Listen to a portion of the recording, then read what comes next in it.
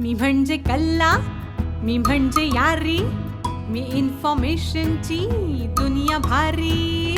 मी म्हणजे कल्ला, मी म्हणजे यारी, मी इन्फॉर्मेशनची दुनिया भारी. मी म्हणजे ड्रामा, मी म्हणजे गाणी, मी म्हणजे गप्पांची रंगत न्यारी. मीच आहे रेडिओ, मीच आहे तुमची वाणी.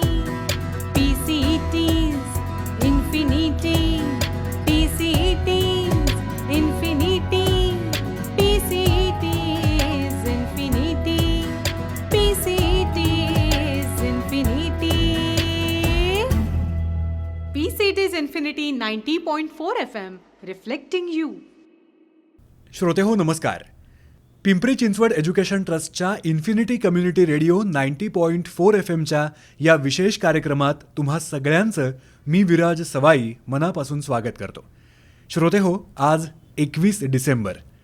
आज संपूर्ण जगभरात जागतिक साडी दिन उत्साहात साजरा करण्यात येतो आणि याच साडी दिनाच्या निमित्ताने आज आपण विशेष गप्पांचं आयोजन केलेलं आहे आणि या गप्पांमध्ये सहभागी झालेले आहेत टेक्स्टाईल टुरिझम या क्षेत्रामध्ये कैक वर्ष काम करणाऱ्या राधिका नवरे यांच्याशी आपण गप्पा मारणार आहोत. राधिकाताई, तुमचं खूप मनापासून स्वागत आहे. धन्यवाद. तुम्ही पण मला इथे बोलवल्याबद्दल मी पण आपली आभारी आहे. खूप खूप स्वागत पुन्हा एकदा. श्रोतेहो, राधिकाताईंची ओळख तुम्हाला अगदी थोडक्यात करून देऊ इच्छितो. 2003 पासून सोलो ट्रॅव्हलर म्हणून त्या भारताच्या विविध कानाकोपऱ्यांमध्ये जे वेगवेगळ्या पद्धतीचं विणकाम करणारे जे कारागीर आहेत किंवा विणकर आहेत, तर त्यांच्यापर्यंत थेट त्या जातात आणि तिथली शैली कशी आहे, तिथलं कापड कसं आहे, तिथे कुठल्या प्रकारचं उत्पादन घेतलं जातं, ती सगळी प्रक्रिया कशी असते, ह्याचा गेली कैक वर्ष त्या अभ्यास करतायत आणि 2016मध्ये या छंदाचं रूपांतरच त्यांनी व्यवसायात केलं आणि अनेक लोकांना आत्तापर्यंत त्यांनी ह्या सगळ्या विणकरांपर्यंत थेट पोहोचवण्याचं एक खूप इंटरेस्टिंग असं काम केलेलं आहे आणि करतायत. हा सगळा त्यांचा प्रवास आजच्या ह्या गप्पांमधून आपण जाणून घेणार आहोत. राधिकाताई, इतकी वर्ष तुम्ही भारतभर फिरता आहात, इतक्या सगळ्या ऑथेंटिक गोष्टी पाहता आहात, ह्याची सगळ्याची सुरुवात नेमकी कशी झाली? ह्याची सुरुवात झाली म्हणजे 2003 मध्ये मी शांतिनिकेतनमध्ये वेस्ट बेंगॉलमध्ये गेलेली होते आणि तिथे मी कारागिरांना स्वतःच्या हाताने काम करताना बघितलं. आणि तेव्हा मला असं वाटलं की फार सुंदर आहे हा सगळा अनुभव आणि ते परत परत अनुभवावं आणि जिथल्या कुठल्या मी नव्या प्रदेशात जाते तिथलं लोकल स्थानिक काय आहे ते बघावं या इच्छेतनं सुरू झालं. आणि 2009 मध्ये मी भारताची अमेरिकेमध्ये कल्चरल अम्बॅसिडर म्हणून गेलेली होते. तेव्हा मी एका आमिष गावामध्ये आम्हाला नेलं गेलं होतं आणि तिथे मी बघितलं की कसे सगळ्या हँडीक्राफ्ट्सला प्रोत्साहन मिळतंय. तर तिथनं परत आल्यावर तर मी जोमानी खूप प्रवास केला. म्हणजे जिथल्या लोकांचं लाईफस्टाईल ही अत्यंत साधी अशी आपण समजली जाते, तीच आमिष लोक. हो हो हो, अगदी अगदी साधी आमिष लोक होती ती, पण ती सगळ्यात त्यांची जी कलाकुसर आहे ती खूप वाखाणण्याजोगी असते. तर ती बघितल्यावर मला असं वाटलं, अरे माझ्या भारतात तर प्रत्येक राज्यात काही ना काहीतरी आहेच आहे, तर आपण ते बघावं. आणि त्या इच्छेने मी फिरत राहिले आणि त्यातनंच आपणही असं काहीतरी टेक्स्टाईल टुरिझम करावा अशी मनामध्ये एक इच्छा, प्रबळ इच्छा निर्माण झाली आणि त्यातनं मी हे सुरू केलं. अरे वा, क्या बात आहे. आता जवळजवळ गेली 20 पेक्षा जास्त वर्ष तुम्ही अख्ख्या भारतभरात फिरता आहात, तर तुम्हाला सगळ्यात जास्त भावलेलं कुठलं टेक्स्चर आहे म्हणूयात, किंवा कुठल्या पद्धतीचं विणकाम तुम्हाला जास्त भावलं, आवडलं? मी म्हणेन की प्रत्येक आईला कसं आपलं प्रत्येक मूल लाडकं असतं तसं मला पण प्रत्येक विणकामाचा प्रकार हा खूप आवडतो. त्याच्यामुळे कुठला जास्ती छान आहे असं नाही मी सांगू शकणार, कारण मग दुसऱ्या कुठल्या तरी विणकाम पद्धतीवर ला न्याय न देण्यासारखं आहे. पण मी एक सांगू इच्छिते की आपण आता साडी या विषयावर बोलतोय, तर मी जेव्हा मेघालयमध्ये गेले तेव्हा खासी हिल्स मध्ये त्यांची जेन्सेन नावाची एक पद्धत आहे आणि अगदी आपल्या साडीच्या सारखी मिळती जुळती नाही, पण 2 वस्त्र घेऊन ते खांद्यावर गाठ बांधतात आणि फार सुंदर आणि एलिगंट दिसतं ते. क्या बात है! तर तो प्रकार मला खूप आवडला आणि मी जेव्हा मणिपूरमध्ये जाते तेव्हा तिथल्या ज्या स्त्रिया आहेत त्या फणेक नावाचा स्कर्ट घालतात. हां. त्याच्यावर टी-शर्ट किंवा टॉप असतो हं, हं. आणि त्याच्यावर इनफी नावाची जी ओढणी असते, हं, हं. ती साडीच्या सारखी हाफ साडी कशी नेसतात तशी ती नेसवली जाते. बरं. तर हे मला फार भावलं. अगदी आपल्या साडीशी मिळतं-जुळतंय. हं, हं. पण ईशान्य भारतामध्ये सुद्धा थोडंसं साडीशी मिळतं-जुळतं असं साडीसारखं वस्त्र घातलं जातं आणि ते मला फार भावलं आणि ते आपल्याला इतर भारतात कुठेही बघायला मिळत नाही. म्हणून आज मुद्दाम मला हे इथे सांगावसं वाटलं. नक्कीच, नक्कीच. आपण आज खरं तर जागतिक साडी दिन साजरा करतो आहोत. हे ऐकायला थोडंसं इंटरेस्टिंग वाटतं. त्याचं कारण असं की साडी हा काही खरं तर संपूर्ण जगातल्या स्त्रियांनी परिधान करण्याचा पोशाख नाही आहे. परंतु या साडीला जागतिक पटलावरती जे नेण्यात आलेलं आहे, तर याच्या मागचं महत्त्वाचं कारण काय वाटतं किंवा कधीपासून हे झालं असावं? मला असं वाटतं, की इंदिरा गांधी आपल्या पंतप्रधान होत्या, तेव्हा त्या जेव्हा भारतात फिरल्या किंवा भारताच्या बाहेर त्या जेव्हा गेल्या, हां, हां. तेव्हा प्रत्येक ठिकाणी त्या साडी नेसायच्या. हं, हं. तर त्यांनी साडीला जे लोकलपासनं ग्लोबलपर्यंत नेलं, तर इंदिरा गांधी ह्या खूप महत्त्वाची त्यांनी भूमिका पार पाडलेली आहे खरं आहे. आणि त्याच्यामुळे अनेक राष्ट्रांच्या मध्ये आपली साडी लोकप्रिय झाली. हं, हं. आणि साडीला महत्त्व दिलं गेलं. सो इंदिरा गांधींनी खूप मोठं काम केलेलं आहे साडी जगाच्या कानाकोपऱ्यात पोहोचवण्याचं. अगदी, अगदी. आताच्या दिवसात तुम्हाला म्हणायचं झालं तर हिंदी सिनेमांमध्ये खूप साडी पण वापरली जाते. हो. तर आपल्या ज्या नव्या तरुण मुली आहेत त्या खूप प्रभावित होतात ह्या नटांच्या साड्या बघून. हं, हं, तर हं. थोड्याफार प्रमाणात कोणी आपल्या हिंदी सिनेमातल्या नट्या म्हणा किंवा मराठी किंवा बेंगॉली अशा सिनेमातील नट्या पण ह्याचं खूप मोठं काम करतायत असं मला वाटतं. कुठेतरी नक्कीच. ह्या मुलींना नव्या मुलींना प्रभावित करायला साडी नेसायला. नक्कीच, नक्कीच. खरं तर अनेकविध वस्त्रांनी आपला भारत हा खूप समृद्ध आहे. अनेक प्रकार आपल्याला पाहायला मिळतात. वेगवेगळ्या पद्धती असतात. टेक्स्चर्स वेगवेगळी असतात. महाराष्ट्रासाठी म्हणायचं झालं तर जसं पैठणी आपल्याला खूप वेल नोन आहे. तुम्ही वेगवेगळ्या ठिकाणी जाऊन ही प्रक्रिया नेमकी कशी चालते ह्याचा खूप सखोल अभ्यास आत्तापर्यंत केलेला आहे. तर याबद्दल, ह्या प्रक्रियेबद्दल मला ऐकायला आवडेल. हो, मलाही नक्कीच हे याबद्दल सांगायला आवडेल. नेहमी महाराष्ट्र म्हणलं की लोकांना पैठणी ही एकच आठवण होते. हां. पण आपल्याच महाराष्ट्रात मी 3 वेगवेगळ्या टेक्स्टाईल क्लस्टर्समध्ये ग्रुप नेते हं, हं. आणि पैठणी सोडून आम्ही औरंगाबादेत जातो तेव्हा तिथे जो लोकल तिथे जो स्थानिक कापूस पिकवला जातो हां, हां. त्यापासनं हिमरू नावाच्या साड्या विणल्या जातात. बरं. आणि हिमरू साड्या विणताना 2 विणकर समोरासमोर बसतात आणि जो खालचा विवर असतो तो वरच्या विवरला धागे देतो हां, हां. आणि असं त्यांचं विणकाम चालतं. क्या ह्या बात है! विणकामाला थोडा वेळ लागतो आणि ह्या विणकामामध्ये थोडीशी म्हणजे त्यांचं कौशल्य पण जास्ती आहे. हां, हां. तर आम्ही हिमरू हे जे विविंग आहे ते बघतो तिथे विणकाम होताना. हं, हं. तर हे मला दाखवायला लोकांना खूप आवडतं. कारण हे नाही तर आपण तिथे गेल्याशिवाय ते बघायला मिळत नाही. बरोबर. आणि कुठल्याही प्रदर्शनात गेलं तर ह्या गोष्टी दिसत नाहीत. फक्त ती विकायला आलेली साडी दिसते. हं, तर हं. आम्ही जेव्हा प्रयत्न करून विणकरांपर्यंत जातो तेव्हा हे त्यांचे जे प्रचंड कष्ट आहेत ते होय. आम्हाला बघायला मिळतात. बरोबर. आम्ही जेव्हा विदर्भामध्ये नागपूरच्या आसपास, वर्ध्याच्या आसपास, भंडारा च्या आसपास जे क्लस्टर्स आहेत तिथे आम्ही जेव्हा जाऊन बघतो विणकाम, तेव्हा विदर्भ टसर म्हणजे करवती किनार नावाची साडी आपल्या महाराष्ट्रात विणली हां, जाते हां. आणि करवतीला कसे दाते असतात तसे ह्या साडीच्या बॉर्डरवर दाते असतात आणि अशी फार सुंदर ही साडी विणली जाते. हां, तर हां. ती पण फार कमी लोकांना माहीत आहे. म्हणून जे कमी लोकांना माहीत आहे ते मी दाखवायचा प्रयत्न करते. वाह! आणि अजून एक फार सुंदर उदाहरण मला द्यायला आवडेल म्हणजे गुजरातेत आम्ही जेव्हा जातो तेव्हा अहमदाबाद सोडून आपण जेव्हा सौराष्ट्राकडे जातो हं. तेव्हा त्या रस्त्यामध्ये छोटी-छोटी गावं येतात आणि तिथले काही विणकर फार सुंदर तांगलिया नावाचा एक साडीचा प्रकार आहे, वस्त्राचा प्रकार म्हणूयात आपण, अच्छा. ते विणतात. म्हणजे त्या कम्युनिटीतल्या ज्या बायका आहेत तर त्या लोकरीचे टांगलियाचे स्कर्ट्स घालतात. तर आपल्याकडे तर आता लोकरीचे स्कर्ट्स बाकीच्या हवामानामध्ये योग्य नाहीयेत वापरायला, तर त्याच्या साड्या विणल्या गेल्या आणि हा जो स्कर्टला मिळालेला थोडासा कॉन्टेम्पररी टच आहे, त्या साड्यामध्ये सिल्क आणि कॉटन असे 2 धागे वापरले गेले आणि एक्स्ट्रा वेफ्ट हे जे एक टेक्निक आहे ते वापरून तिसरा धागा कॉटनचा या साडीमध्ये वापरला जातो आणि हातावरच मणी विणला जातो, म्हणजे किंवा मणी ओवला जातो असं पण म्हणूयात. अच्छा. आणि हे जे मणी आहेत ते फार सुंदर, म्हणजे तुम्ही जेव्हा हात लावून बघता तेव्हा असा थोडासा 3D इफेक्ट पण दिसतो आणि हाताला जाणवतं की एम्ब्रॉयडरी सारखं ह्याच्यात मणी ओवलेले दिसतात आपल्याला डोळ्याला. अच्छा. आणि सगळ्यात महत्वाचं ही जर का साडी तुम्ही किंवा हे वस्त्र तुम्ही वॉशिंग मशीन मध्ये धुतलं तर हे मणी कुठनंही उसवत नाहीत. रादर मी जेव्हा माझ्या विणकरांच्याकडनं हे विकत घेतलं तर त्यांनी मला टास्क दिला होता, चॅलेंज दिलं होतं. ते म्हणाले तू हे घरी घेऊन जा, हे मशीन मध्ये धुवू आणि मणी सुटतायत का ते सांग मला. तर नाहीच तो उसवला.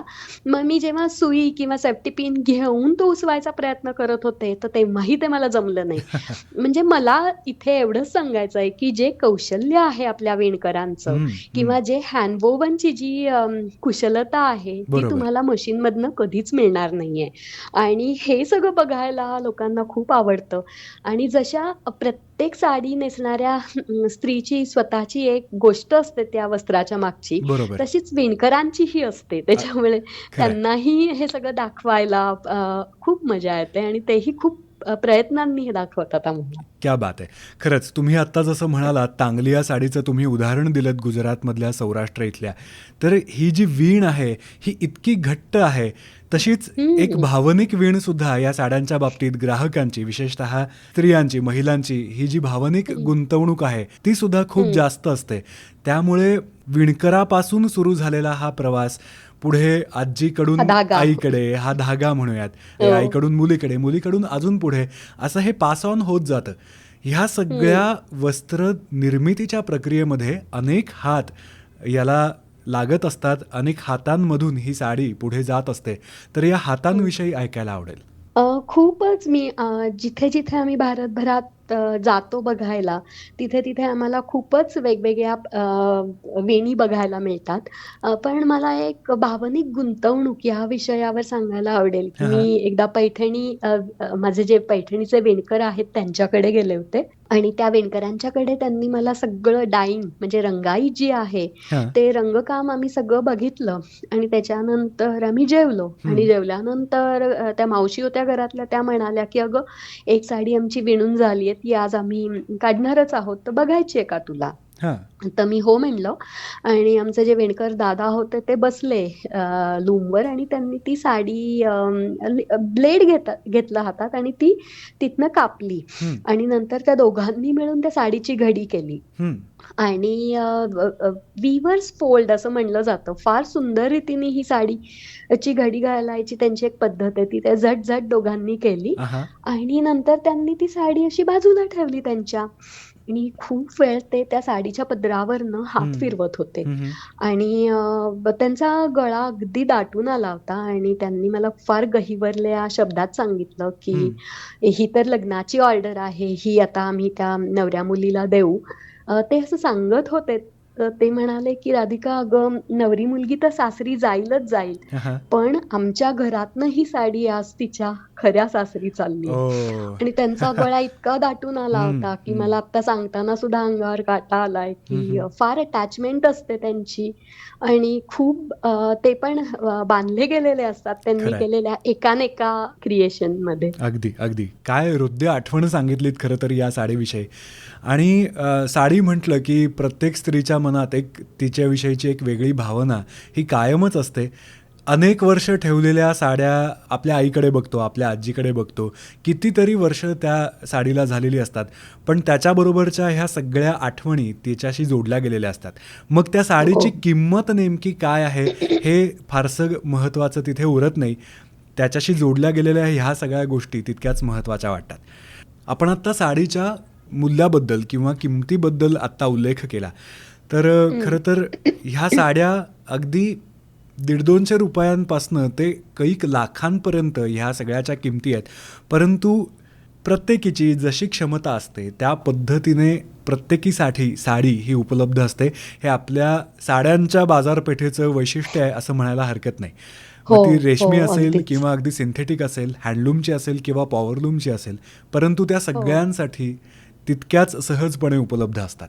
हो. मला इथे थोडंसं एक सांगावसं वाटतं, की प्रत्येक जी किंमत असते ती उचलणारी ग्राहक पण असते. हां. जसं म्हणायचं झालं, की अ, अगदी पॉवरलूमवर तयार झालेली सिंथेटिक साडी, की जिला प्लास्टिकची जर आहे, अशी साडी जिला हवी आहे, कोणाचं ते स्वप्न आहे तशी साडी नेसायचं. हां, हां. तर तिला जेवढे तिच्या हातात पैसे आहेत, तर त्या किमतीची तिला साडी नक्कीच बाजारात उपलब्ध आहे. बरोबर. त्याच्यानंतर असंही कुटुंब असतं, की त्यांना 3 वर्ष थांबायचं आहे आणि घरात कार्य तर होणारच आहे. तर त्या हं, कार्यासाठी अगदी किती म्हणायचं तर चोखंदळपणे त्यातला प्रत्येक धागा, त्यातला रंग, त्यातली बुट्टी, त्यातली बॉर्डर आणि त्यातला एलॅबोरेट पल्लव हे अगदी खूप छान चोखंदळपणे सुद्धा ऑर्डर देणाऱ्या फॅमिलीज आहेत.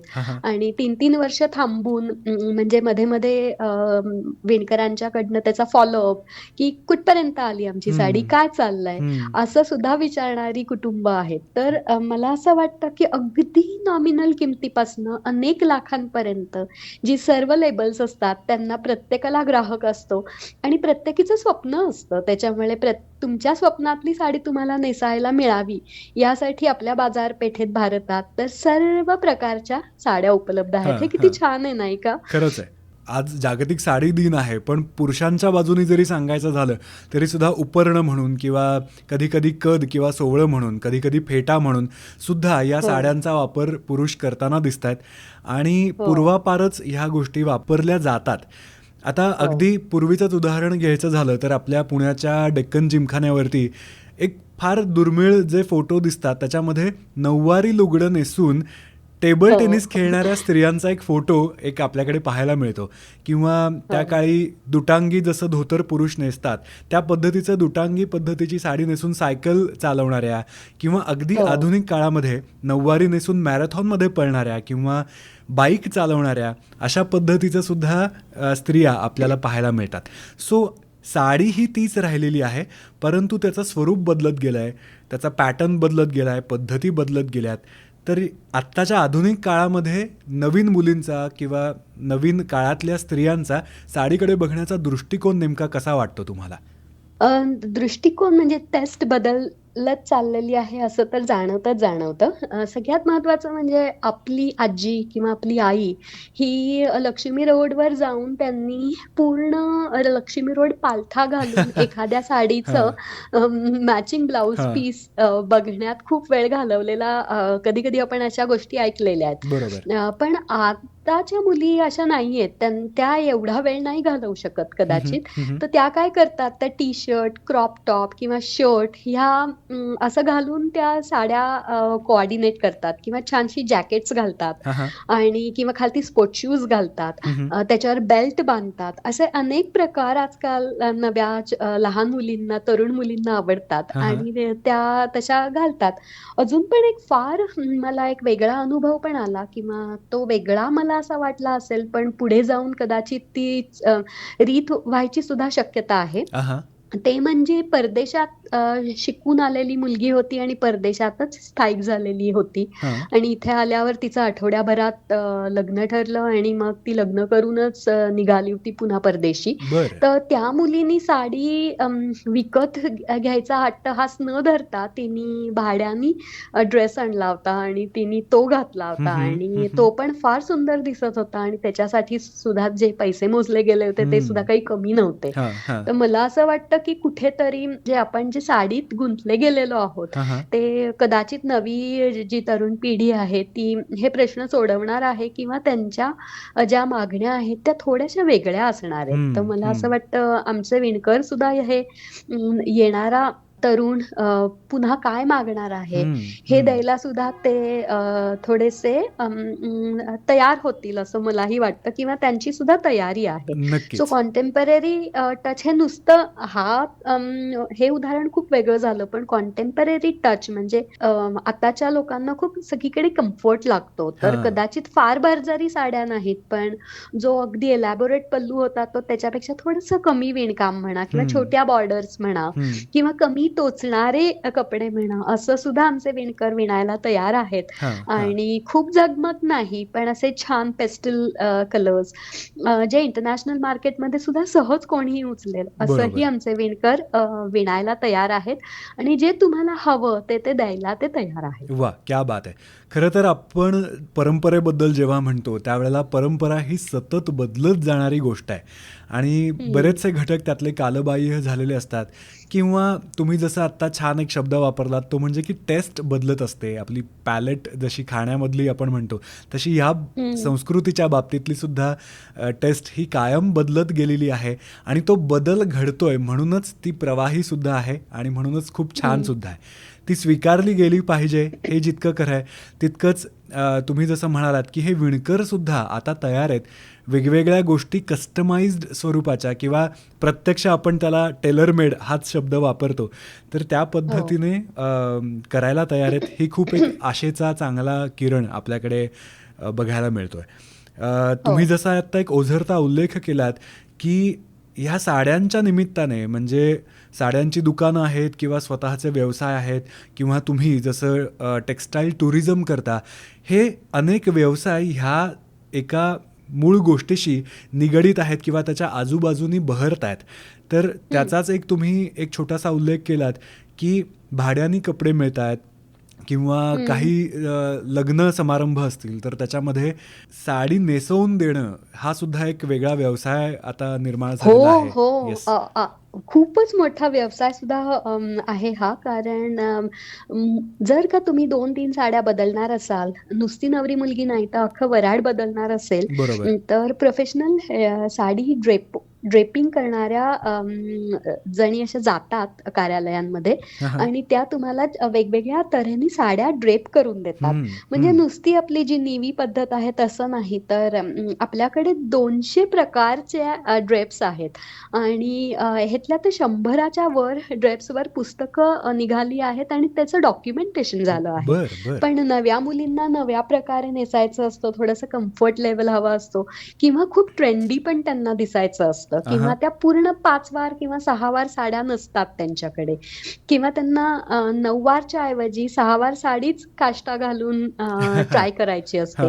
अनेक त्यांच्या डिमांड्स असतात, त्यांच्या हौसेला मोल नसतं. त्याच्यामुळे त्यांची जशी हौस आहे तसं त्या सांगतात आणि हा साडी नेसवून देण्याचा सुद्धा एक छान आजकाल एक मोठा आपण काय म्हणूयात एक व्यवसाय येतोय आणि त्याच्यामध्ये सुद्धा खूप तरुण मुली किंवा इव्हन प्रौढ वयाच्या बायका सुद्धा जाऊन अशा साड्या नेसवून देतात आणि हे आता अगदी सर्रास सगळीकडे बघायला मिळतं. म्हणजे सेलिब्रिटीच्या लग्नातनं तर होतं, सेलिब्रिटींच्या समारंभातनं होतंच, पण अगदी पुण्या मुंबई सारख्या ठिकाणी असे लोक येऊन साड्या नेसवून देणं हे अगदी सर्रास सध्या सुरू झालंय. वा वा. या पारंपरिकतेला एक आधुनिक साज चढवण्याचं कामच खरं तर ही सगळी मंडळी करतायत असं म्हणायला हरकत नाही.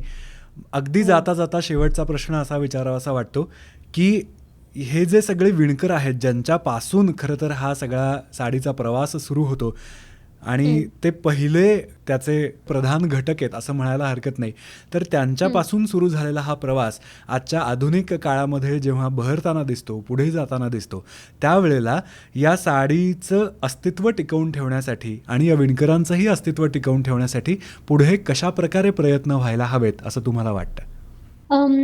मी प्रयत्न व्हायला हवे ह्याच्यावर मी काय बोलू, पण मी काय बघतेय ते मी तुम्हाला सांगू शकते. म्हणजे आता मागच्याच महिन्यात मी आसाम ला येत होते आणि एअरपोर्टला जाताना एक ज्युनियर कॉलेज होतं 11वी-12वीचं, तर ते सुटलं होतं आणि त्या ज्युनियर कॉलेजमधल्या मुली ज्या होत्या त्यांनी निळी आणि पांढरी अशा कॉम्बिनेशनच्या साड्या नेसल्या होत्या आणि अशा अनेक मुली सायकलवरनं साडी नेसून जाताना बघितल्यावर मला फार आश्चर्य वाटलं. तर माझे जे गाडीचे कॅप्टन होते त्यांनी मला सांगितलं की हो इथे अगदी कॉमन आहे आणि असे खूप अशी काय काय कॉलेजेस आहेत, ज्युनियर कॉलेजेस आसाम मधली, की तिथे ते मुलींना 11वी 12वी आठवड्यातनं एकदा किंवा दोनदा साडी त्यांना नेसावीच लागते. त्याच्यानंतर मी अनेक वर्षांपूर्वी जेव्हा ह्याच्यात गेले होते शांतिनिकेतनमध्ये, तिथेही मी बघितलं होतं कंपल्सरी ॲज सच असं नाहीये, पण आठवड्यातनं एकदा किंवा दोनदा साड्या नेसतात मुली.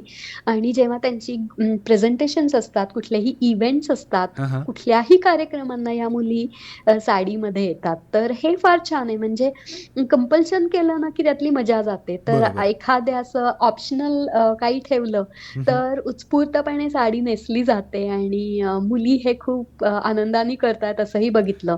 किंवा तामिळनाडूमध्ये जे रुक्मिणी देवी अरुंदल यांनी सुरू केलेलं कलाक्षेत्र आहे, तर तिथे सुद्धा मुली ज्या इंडियन क्लासिकल डान्स शिकतात, तर त्या सगळ्या मुली त्यांच्या सरावासाठी रोज ह्या साड्या नेसतात. तर मला असं वाटतं की ज्यांना साडी पुढे न्यायची आहे त्या पुढे नेणारच आहेत, पण असं कुठल्याही प्रकारे कंपल्शन करून ती साडी पुढे जाणार नाहीये. तर जिला हौस आहे ती साडी पुढे नक्कीच नेणार आहे असं वाटतं. खरंय, क्या बात आहे. राधिकाताई, आजच्या जागतिक साडी दिनाच्या निमित्ताने तुमच्याशी इतक्या इंटरेस्टिंग गप्पा करता आल्या आणि खूप वेगवेगळे पदर ह्या साडी विषयाचे उलगडता आले, ह्याचा खूप मनापासून आनंद आहे.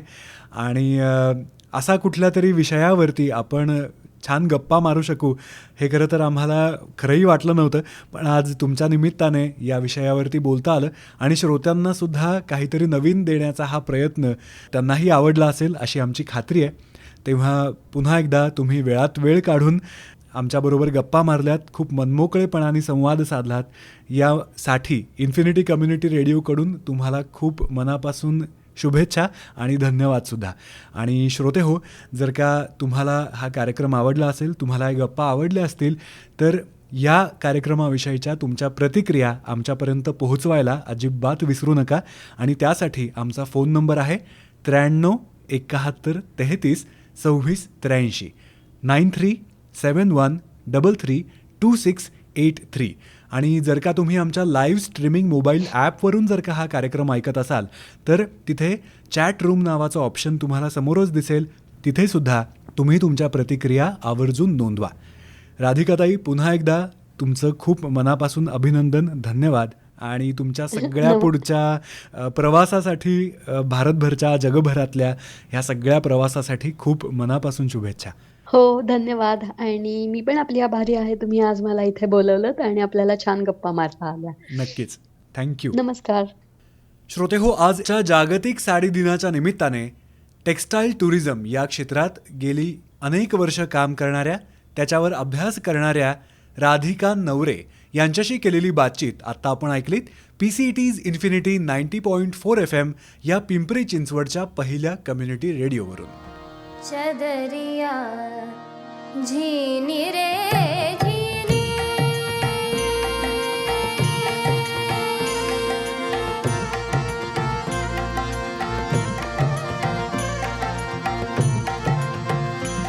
हे राम नाम रस पीनी, चदरिया झीनी रे झीनी, हे राम नाम रस पीनी, चदरिया झीनी रे झीनी, हे राम नाम रस पीनी, चदरिया झीनी रे झीनी.